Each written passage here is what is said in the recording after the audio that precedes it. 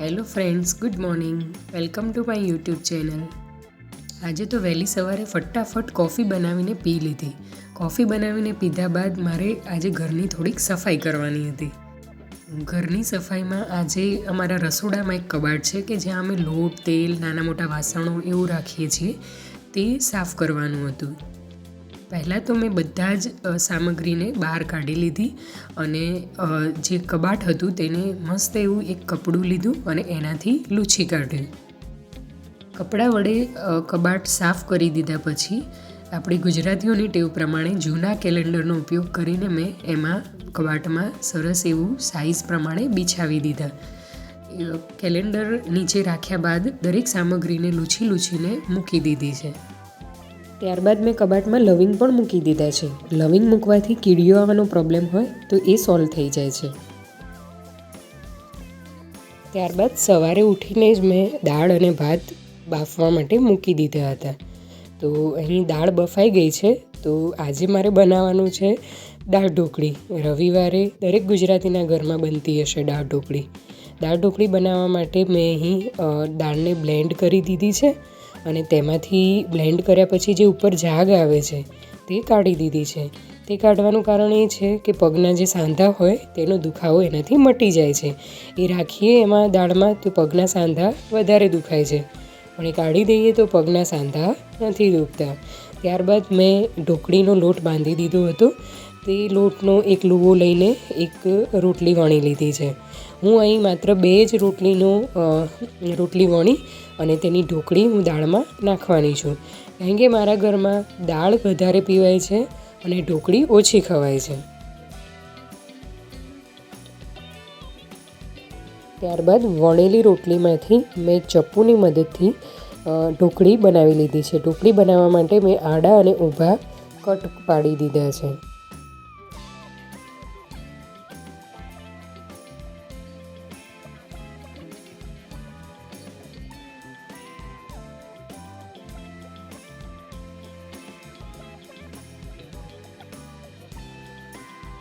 તૈયાર થયેલી ઢોકળીને હવે દાળમાં નાખી દીધી છે. ઢોકળીને દાળમાં નાખ્યા બાદ આપણે દાળને 10 મિનિટ સુધી ઉકળવા દેવાની છે. 10થી 15 મિનિટ સુધી દાળને ઉકાળવામાં આવે તો જે ઢોકળી છે સરસ ચડી જાય છે અને ખાવામાં પણ બહુ જ ટેસ્ટી બને છે. એવી જ રીતે મેં બીજો લુવો લઈ અને ઢોકળી માટે રોટલી વણી લીધી છે. અહીં રોટલી વણાઈ જાય પછી એના અગાઉ જેમ કર્યું તેમ ચપ્પુની મદદથી મેં એના ઢોકળીના પીસીસ પાડી લીધા હતા.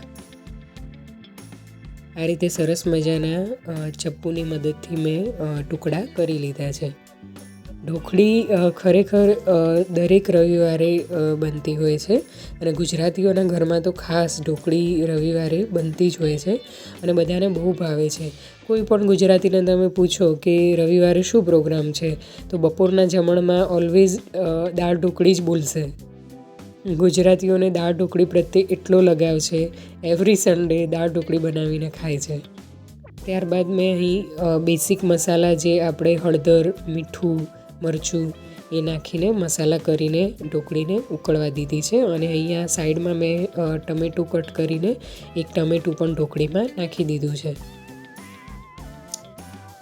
હવે ઢોકળીને વઘાર કરવા માટે આપણે એક પાત્રમાં તેલ લઈ તેમાં રાઈ જીરુંનો વઘાર કરીશું અને તેમાં થોડીક હિંગ પણ નાખીશું. ત્યારબાદ ઢોકળી ઉકળી ગઈ છે એટલે હવે મેં એમાં લીંબુનો રસ અને કોથમીર નાખી દીધેલી. અહીં મેં ભાત બી બનાવી લીધા છે એટલે ભાત અને ઢોકળી ખાવાની બહુ મજા આવી જાય. જુઓ દેખાય છે ને બહુ મસ્ત ઢોકળી. દાળ ઢોકળી બનીને તૈયાર છે. ત્યારબાદ મેં ફટાફટ ગેસ પર તવો મૂકીને ફુલકા રોટલી બનાવી લીધી છે. ફુલકા રોટલી અને દાળ ઢોકળી ખાવાની કોઈ મજા જ ઓર હોય છે.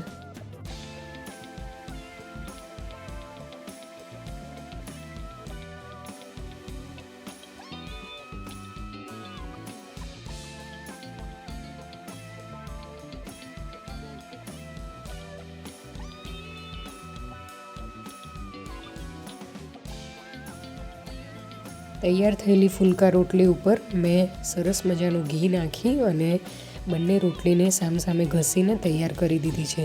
રોટલી પર ઘી નાખીએ ત્યારે એની સુગંધ એટલી જ સરસ આવે છે કે આપણે ઊભા ઊભા કિચન પર જ એ ખાઈ જઈએ એવું મન થાય છે. એમાંય વિન્ટર સિઝનમાં તો ફુલકા રોટલી પર ઘી નાખીને ખાવાની જે મજા આવે છે તેવી તો ક્યારેય પણ નથી આવતી. આમ જન્નત જેવું ફીલ થાય. તો મિત્રો, મેં આવી રીતે ફટાફટ ફુલકા રોટલી બનાવીને તૈયાર કરી દીધી હતી અને મારા પરિવારને જમવા પણ બેસાડી દીધેલું. ફેમિલી મારું જમતું જાય અને હું ફુલકા રોટલી બનાવતી જાઉં એવી મારી ઓલવેઝ ઈચ્છા રહેતી હોય છે. આપણે આપણા ફેમિલી માટે અન્નપૂર્ણા કહેવાઈએ, એટલે આપણને ઓલવેઝ એવું થાય કે આપણા ફેમિલીને સારું સારું બનાવીને ખવડાવીએ. અને પ્રેમથી બનાવેલી વાનગીઓમાં સ્વાદ પણ અનેરો હોય છે. અહીં મેં ફુલકા રોટલી ફટાફટ બનાવીને ઉતારી લીધી છે. એક બાજુ મારી રોટલી બનતી ગઈ અને બીજી બાજુ બધા જમતા ગયા.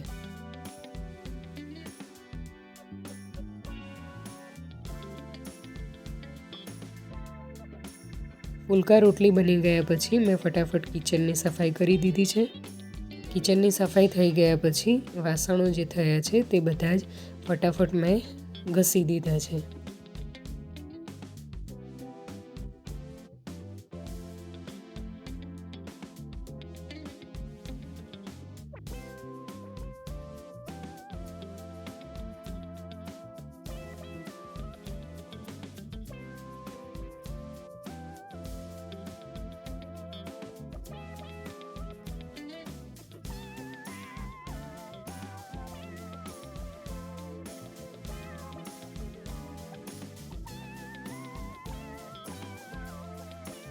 તો મિત્રો જુઓ, મારું કિચન એકદમ સાફ થઈ ગયું છે.